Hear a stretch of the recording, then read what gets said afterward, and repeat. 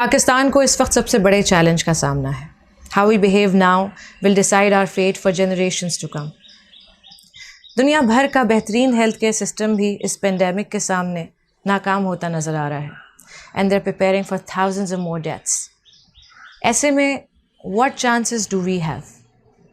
कराची की आबादी 2 करोड़ अवाम, इंटेंसिव केयर वार्ड्स में बेड्स की तादाद 600, पाकिस्तान की population 22 crore Awam and the number of ventilators across the country 1700.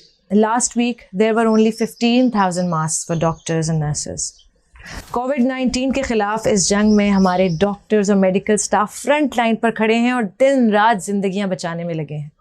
लेकिन अफसोस की बात यह है कि उनके ख़ुद के पास वो इक्विपमेंट और प्रोटेक्टिव गियर नहीं है जिससे वो अपनी हिफाजत कर सकें, जिसकी वजह से ना सिर्फ उनकी अटेंडेंस अफेक्ट हो रही है, मोस्ट इम्पॉर्टेंटली उनकी सेहत भी असरअंदाज हो रही है। And I want to appeal to the government and the relevant authorities to please make this a priority and make sure that the medical staff have the right protective gear to carry out their job safely. आवाम से मैं गुजारिश करना चाहती हूँ कि please follow the rules and stay at home. This is not a holiday.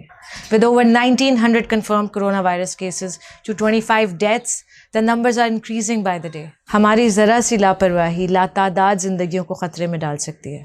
Let's act like responsible citizens and protect ourselves and our loved ones. Stay safe.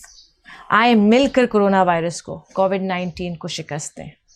Pakistan जिंदाबाद।